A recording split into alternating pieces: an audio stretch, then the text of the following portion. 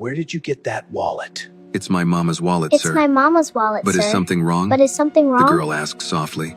She slipped the wallet back into her coat pocket and turned to the register again. That's everything. The cashier finished ringing up her milk, crackers, and a loaf of cheap white bread.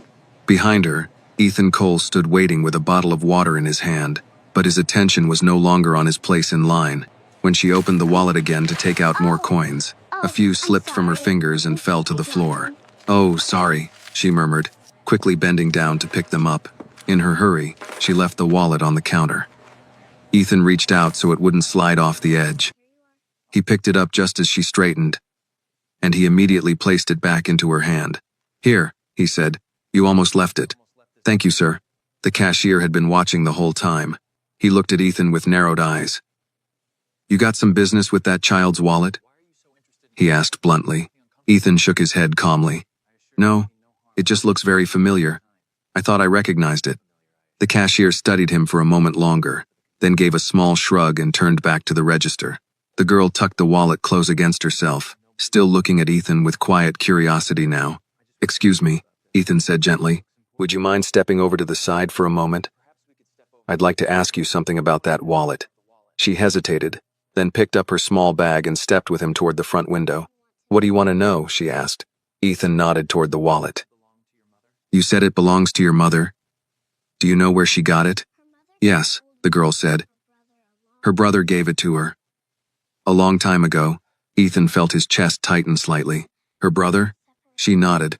"They got separated when they were young. Mama said they didn't lose each other because they wanted to. They just couldn't find each other again." Ethan was quiet for a moment, then asked, "Did she keep anything else from him?" The girl shook her head. "Just this wallet. And the picture inside." Ethan looked at the wallet in her hands. "May I see the picture?" he asked gently. I think I might know it." She studied his face for a long second, then slowly handed him the wallet. Ethan opened it carefully. Inside, behind the old plastic sleeve, was the photograph he remembered: a man seated in a chair, a serious boy standing beside him, and a little black girl smiling at the camera. Ethan went completely still. He closed the wallet slowly and handed it back to her, his hand slightly unsteady now. Then he looked at her and asked quietly, "Is your mother's name Marissa?" The girl's eyes widened. "Yes. How do you know my mama?" Ethan swallowed, then spoke in a calm, steady voice, though his eyes had changed.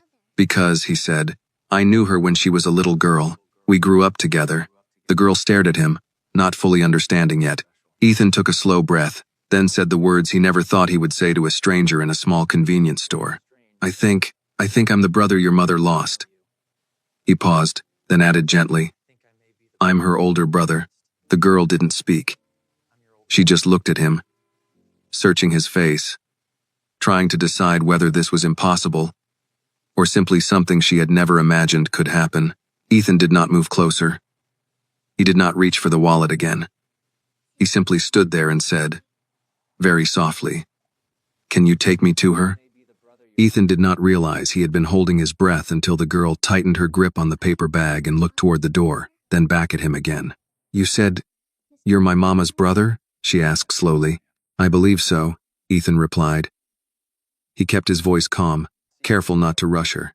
"I know this sounds sudden, but the picture in that wallet, I was in that picture. And your mother was there too. We were children then." The girl searched his face, not with fear, but with the serious attention of a child trying to decide whether an adult was telling the truth. "My mama said her brother was tall," she said after a moment, "and quiet, and that he used to read books instead of playing outside." Ethan let out a small breath that almost turned into a laugh. "That sounds like me." She shifted the bag in her arms. "Mama said she lost him when they moved away. She said she looked for him later, but she didn't know where to look. I looked too," Ethan said quietly. "But I didn't know where to find her either." For a moment, neither of them spoke. The noise of the store returned around them, the register closing. Finally, the girl asked, "If you're really her brother, why didn't you come before?" Ethan did not try to invent an easy answer. "Because when we were separated, I was still a kid, and by the time I was old enough to look for her myself, too many years had passed and too many addresses had changed. I didn't know where to start. That's the truth." She watched him carefully, then gave a small nod as if she had decided that answer sounded like something her mother would believe. "Can you take me to her?" Ethan asked again, more gently this time. The girl hesitated. "She's home." "Is it far?" She shook her head. "We walk." Ethan glanced down at her thin coat, then at the darkening sky outside the window. "Then let me walk with you." They stepped outside together. The cold air hit immediately, sharp and dry. The sky had already turned that deep winter blue that came just before full dark. Cars passed now and then, their headlights sliding over the sidewalk and disappearing again. The girl walked a few steps ahead at first, then slowed so he could walk beside her. "What's your name?" she asked. "Ethan," he said. She repeated it quietly, as if committing it to memory. "Mama's brother is named Ethan." He nodded once. "Yes." They walked past a laundromat with bright lights and spinning machines, past a closed barber shop, past a small church with a wooden sign out front. "Did you really read books all the time?" she asked after a while. Ethan glanced down at her, surprised. "I did. Your mother used to get mad because I wouldn't play outside long enough." The girl smiled a little. "Mama still gets mad when I read too long." He felt something warm and painful move through his chest at the same time. That sounds like her. They walked another block in silence. Then she spoke again. "Mama kept that wallet in a box for a long time," she said. "She only started carrying it again this year." "Did she say why?" Ethan asked. "She said if she ever met her brother again, she wanted to have the picture with her." If this story touched your heart in any way, please take a moment to like this video. Leave a comment and tell me where you are watching from. I read every single comment, and your stories mean more than you know. And if you believe stories about family, second chances, and quiet courage still matter, please subscribe to this channel so you do not miss the next story. Ethan stopped walking for half a second, then started again, slower now. They turned down a narrower street lined with older apartment buildings. Paint peeled from some of the railings, and a few porch lights flickered on as the evening deepened. The girl walked straight to one of the buildings and climbed the short set of steps without hesitation. She turned back to him at the top. "She's here." Ethan stood at the bottom of the steps for a moment, looking up at the door. But standing at the bottom of those steps, he felt something he had not felt in years. He walked up the steps slowly. The girl opened the door and stepped inside, then looked back to make sure he was following. The hallway smelled faintly of old carpet and cooking from different apartments. She led him to a door near the end, and stopped. She looked up at him once more. "If you're really her brother," she said quietly. "She's going to cry." Ethan nodded. "I know." The girl pushed the door open and stepped inside. "Mama?" she called. "I'm home." Ethan remained just outside the doorway, suddenly unsure whether to step in or wait. He could hear movement inside, a chair shifting, footsteps crossing the floor. Then a woman's voice came from inside. "You're back already?" The girl looked over her shoulder at Ethan, then back into the apartment. "Mama," she said, "there's someone here who says he knows you." There was a brief pause. "Who?" The girl stepped aside and looked directly at Ethan, as if this was the moment he had to decide whether he truly meant what he had said in the store. Ethan placed one hand lightly on the doorframe and spoke into the apartment, his voice steady but quieter than usual. "Marissa," he said. "It's Ethan." "Marissa," he said. "It's Ethan." For a moment, nothing happened. Ethan stood just inside the doorway now, his hand still resting lightly against the frame. The apartment was small but neat, the kind of place where everything had a place because there was no room for things that didn't matter. A lamp glowed in the corner beside a worn sofa. A small table stood near the kitchen with 2 chairs. On the wall above it hung a calendar, a few notes pinned beside it, and a child's drawing done in bright crayons. Footsteps stopped somewhere inside the apartment. Then a woman stepped into view. She stopped the moment she saw him. They stared at each other across the small living room, both of them frozen in the strange stillness that comes when the past suddenly stands in front of you in the present, breathing, real, and older than you remember. Marissa looked different, of course. Time had touched her face in quiet ways around the eyes, in the set of her mouth, in the way she held her shoulders. But Ethan recognized her immediately, not because of one feature, but because of something deeper. Something in the way she looked at him now, as if she were searching for the boy she used to know, inside the man standing in her doorway. For a long time, neither of them spoke. The girl looked from one to the other, unsure whether to smile or stay quiet. Marissa was the first to find her voice. Annie, she said slowly, not taking her eyes off Ethan. Who is this? Annie stepped closer to her mother. He said his name is Ethan, she said. He said he's your brother. Marissa's hand moved slightly, as if she needed to steady herself on the back of the chair beside her. She looked at Ethan again, more carefully this time, studying his face the way people do when they are afraid to believe something but cannot look away. You, she said quietly. You look like him. Ethan nodded once. I know. You look like Dad, she added.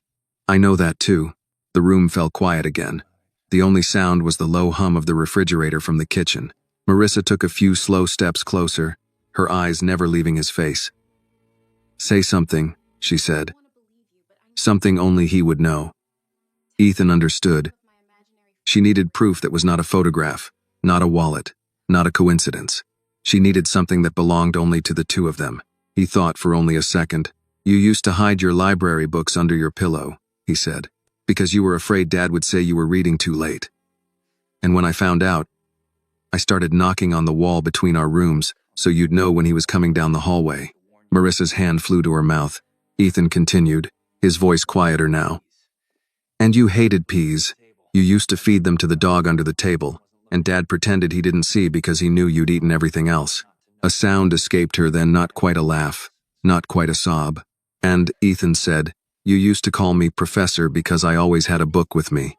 Marissa stared at him for one long, trembling second. Then she crossed the room in 3 quick steps and threw her arms around him. Ethan held her just as tightly. For a moment, they were no longer 2 adults standing in a small apartment after years apart. They were children again in a backyard in summer, brother and sister who had once believed they would grow up in the same house, in the same life, never imagining how easily the world could separate people who loved each other. Marissa pulled back first, her eyes wet now. She looked at his face again, as if making sure he wouldn't disappear if she blinked. You're really here, she said. Yes. I looked for you, she said. I tried, but we moved again, and then everything changed, and I didn't know where to write or who to call. I looked too, Ethan said, but I didn't know where to start. She shook her head slightly, as if trying to understand how so many years could be lost so quietly. All this time, she whispered. All this time, and you were out there somewhere. Ethan glanced around the small apartment, then back at her.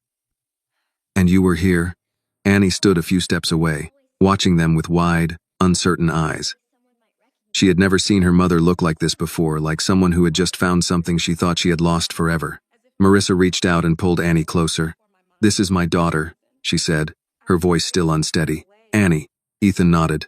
We met at the store. Annie looked up at her mother. I told you the wallet was important, she said. I told you somebody might recognize it someday. Marissa let out a small, tearful laugh. I kept that wallet for so many years, she said to Ethan. I don't even know why I carried it with me everywhere. I think I was afraid if I put it away, it would mean I had given up. I'm glad you didn't, Ethan said. She looked at him again, and this time there was something like relief in her expression, mixed with disbelief, and 100 questions that had nowhere to begin. Sit down, she said quickly, wiping her eyes with the back of her hand. You shouldn't be standing in the doorway like a stranger. Sit down. Ethan stepped further into the apartment and sat in the chair she pointed to. Annie sat beside her mother on the sofa, still watching him carefully, as if she were trying to match the man in front of her with the stories she had heard all her life. Marissa sat across from him. For a moment, she just looked at him and shook her head slightly. You look so different, she said. But your eyes are the same. You look different too, he said. But I knew you the second I saw the picture. She smiled faintly. I kept that picture because it was the last time we were all together. Ethan nodded slowly. I remember that day. They were quiet for a moment, both of them standing in the same memory without needing to describe it. Finally, Marissa asked the question that had been waiting since he walked through the door. Where have you been all these years, Ethan? He leaned back slightly in the chair, not trying to make the answer sound better than it was. Working, building a business, moving from one city to another. I kept thinking I would find you once things settled down. But things never really settle the way you expect them to. She nodded, as if she understood that better than most people. Annie looked from her mother to Ethan. Mama talked about you, she said. She said you used to read to her when the power went out. Ethan smiled a little. That's true. We used to sit by the window with a flashlight. Marissa laughed softly through the last of her tears. You always did the voices when you read.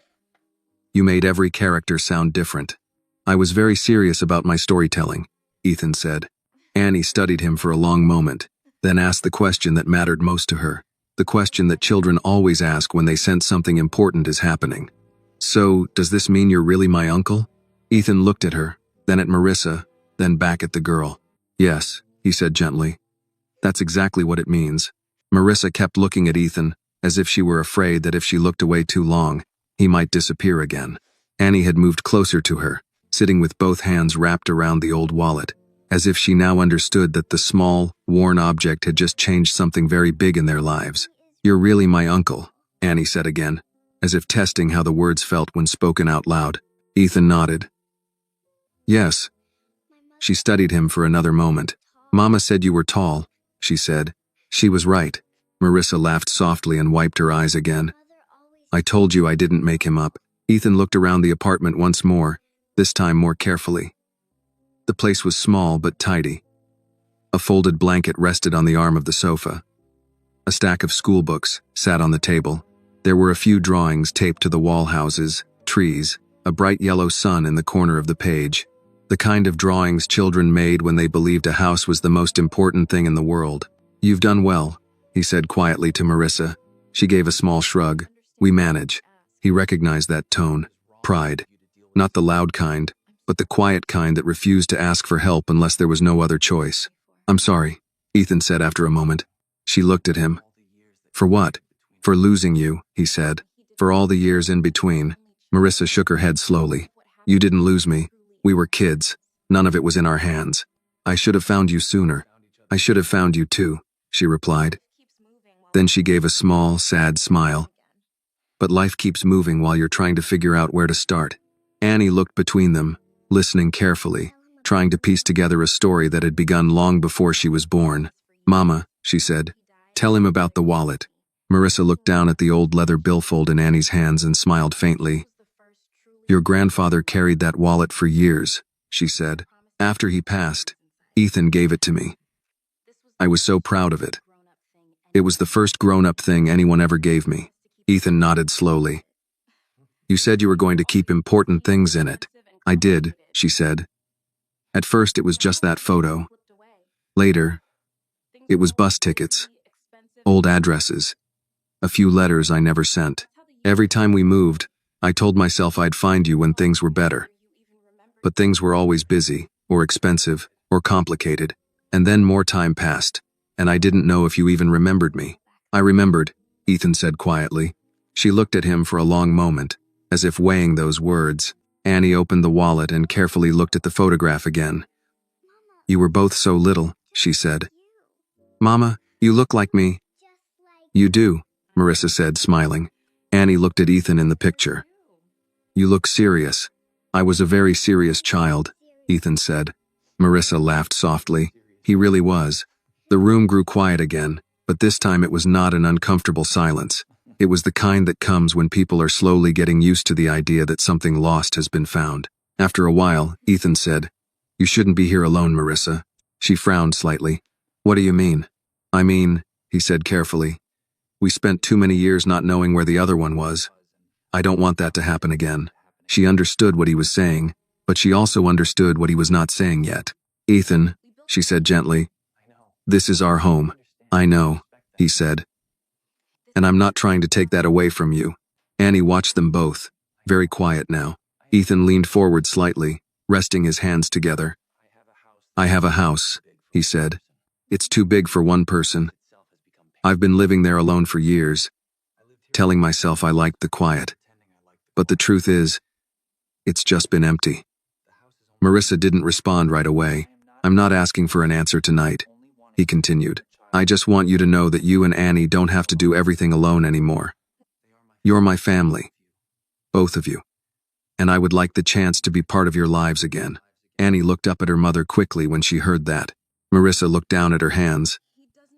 You don't even know us anymore, she said quietly. I know enough, Ethan replied. I know you kept that wallet all these years. I know you told your daughter about your brother. And I know that when I walked through that door tonight, you didn't ask me for anything. That tells me everything I need to know about you." She was silent for a long moment.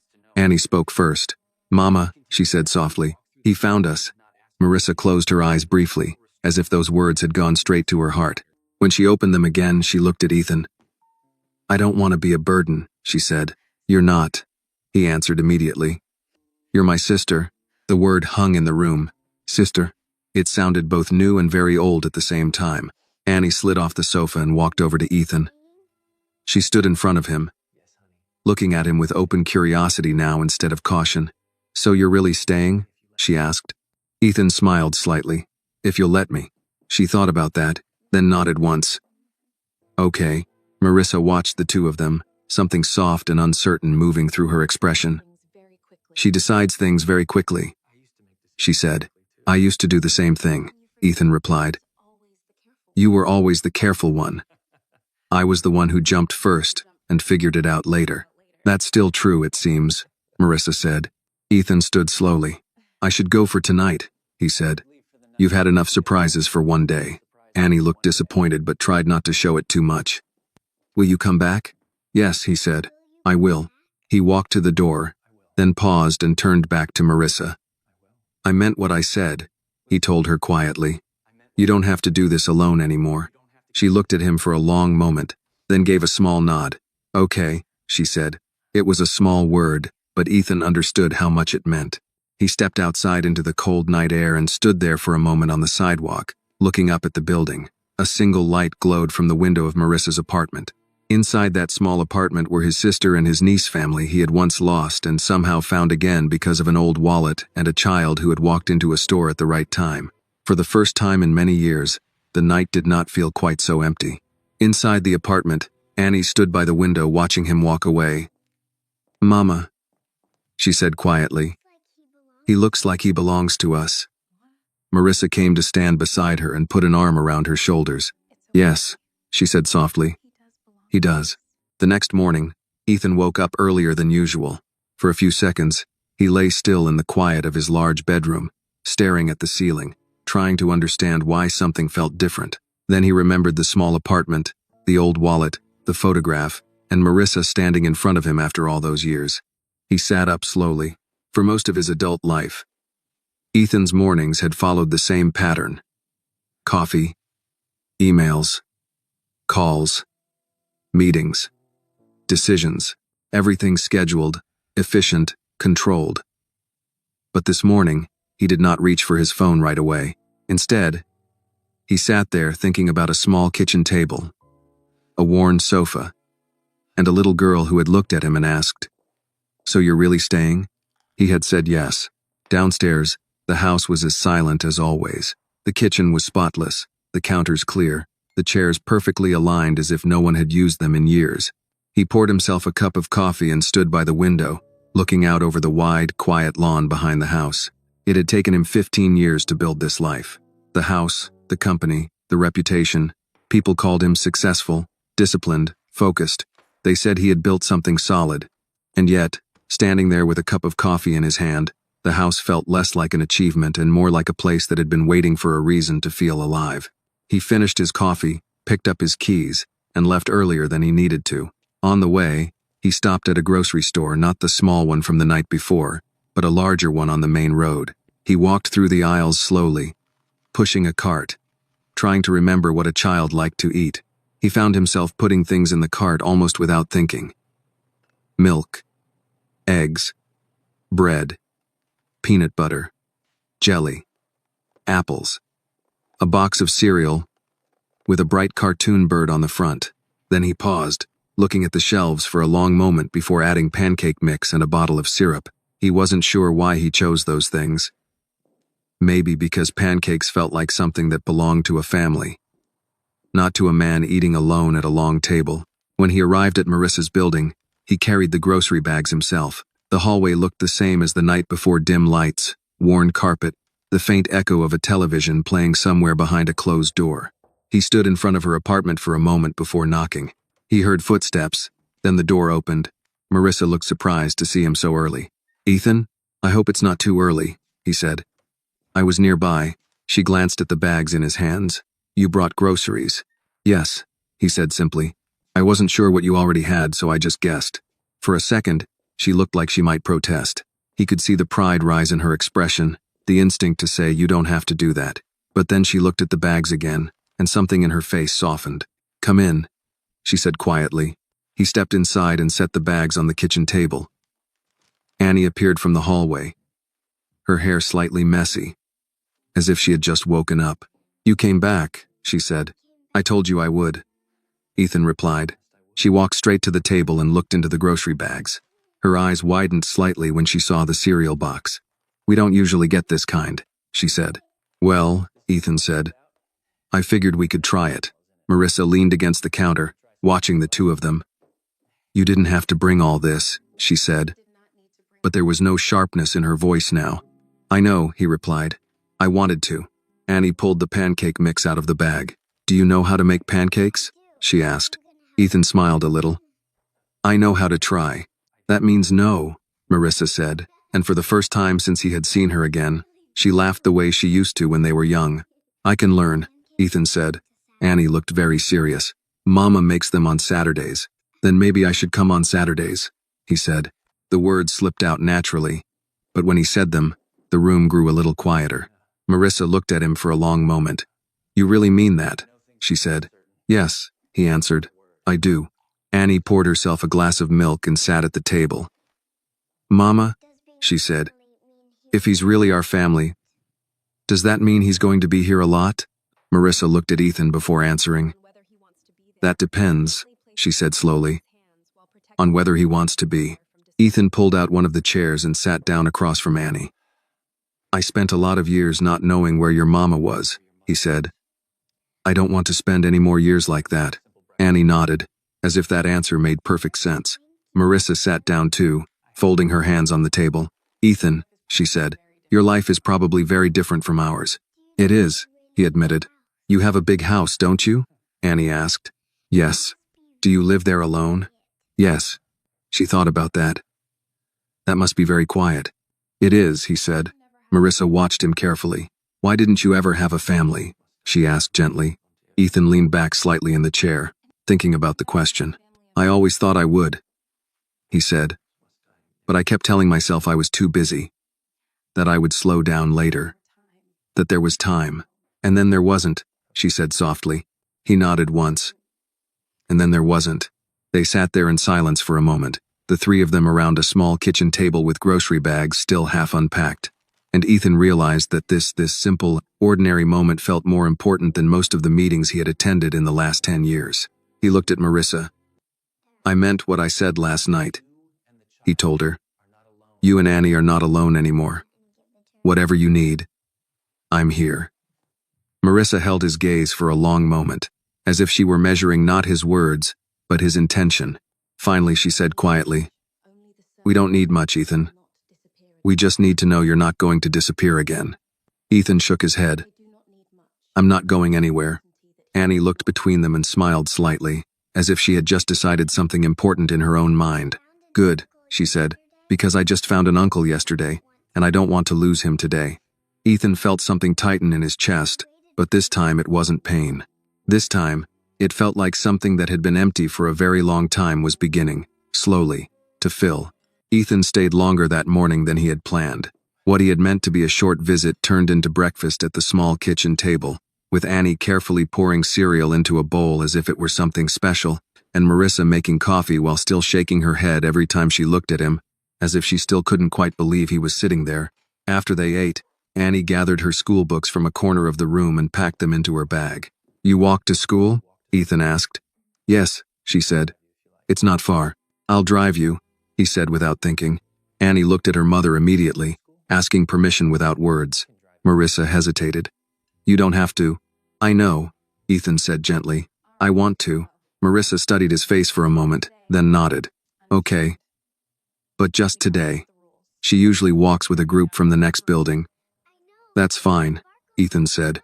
A few minutes later, the three of them walked out to the street together. Ethan's car was parked along the curb, dark and polished. completely out of place among the older cars lining the block. Annie stopped when she saw it. "This is your car?" "Yes." She walked around it slowly, then looked up at him. "It looks important." Ethan smiled slightly. "It's just a car. It's a very shiny just a car," Marissa said quietly. They got in, Annie in the back, Marissa in the front. As Ethan drove through the neighborhood, Annie kept looking out the window, then at the dashboard, then out the window again. "Do you drive this every day?" she asked. "Most days." She nodded as if she were trying to imagine what that kind of life looked like. When they stopped in front of the school, Annie unbuckled her seatbelt but didn't open the door right away. She leaned forward between the seats. "Will you come back later?" she asked. Ethan glanced at her in the rearview mirror. "Yes, I'll come back." She seemed satisfied with that. "Okay," she said, then climbed out and ran toward the school doors, her backpack bouncing lightly against her shoulders. Marissa watched her go, then let out a slow breath. "She likes you," she said. "I like her too," Ethan replied. They sat in the parked car for a moment after Annie disappeared inside. "This is strange," Marissa said quietly. "Yes," Ethan agreed. "It is." She looked out the window. "Yesterday, I was just living my life. Going to work, coming home, helping Annie with homework, making dinner, and now you're here, and everything feels different, but also the same." "I know what you mean," he said. She turned to look at him. "Tell me the truth, Ethan. What is your life like now?" He thought about that for a moment before answering. "Busy," he said. "Structured. Quiet. I work too much. I go to a lot of meetings. I come home to a very clean house. I eat dinner at a table that's too big for one person. Then I do more work." She watched him carefully. "Are you happy?" It was a simple question, but it took him a moment to answer. "I was proud," he said finally. "I thought that was the same thing." "And now?" He looked at the school building, at the doors where Annie had just disappeared. "Now I think they're different." Marissa followed his gaze. "She's a good kid," she said softly. "I can see that. I tried to make sure she always knew she was loved," Marissa continued. "Even when things were hard, I wanted her to feel like she belonged somewhere." Ethan nodded slowly. "You did a good job." She smiled faintly. "I did my best." They drove back to the apartment in a comfortable silence. When they got there, Ethan parked the car but didn't start the engine right away. "Marissa," he said, "I want you to come see my house." She looked surprised. "Why?" "Because if I'm going to be part of your life again, you should know where I live, and Annie should see it too. Not because it's big or expensive, but because I want you to understand something." "What?" she asked. "That there's space there," he said. "More space than I know what to do with." She looked at him for a long moment, understanding what he was really saying but not answering yet. "You don't have to decide anything," he added quickly. "I just want you to see it. That's all." Marissa looked down at her hands, then back at him. "Okay," she said quietly. "We can come see it." That afternoon, Ethan came back to pick Annie up from school. When she got into the car, she immediately started talking about her day, about a math test, about a girl in her class who could draw horses perfectly, about how the cafeteria always served the same vegetables on Wednesdays. Ethan listened to all of it, as if it were the most important report he had ever heard. "Where are we going?" Annie asked when she noticed they were driving in the opposite direction from the apartment. "To my house," he said. Her eyes widened. "Really?" Marissa turned slightly in her seat. "He wants to show us where he lives." Annie sat back and looked out the window as the buildings slowly changed. The streets grew wider. The houses grew larger. Trees lined the sidewalks instead of telephone poles. The noise of the city softened into the quiet of a residential neighborhood. When Ethan turned into a long driveway and the gates opened slowly, Annie leaned forward between the seats again, her eyes wide. "You live here?" she whispered. "Yes," he said. The house stood at the top of a small hill, large but not showy, built of stone and glass, with wide windows facing the trees behind it. To Ethan, it had always looked like a well-designed structure. To Annie, it looked like something from a storybook. They got out of the car. Annie stood very close to her mother now, suddenly unsure again. "It's very big," she said quietly. Ethan nodded. "Yes, it is." He opened the front door and stepped aside so they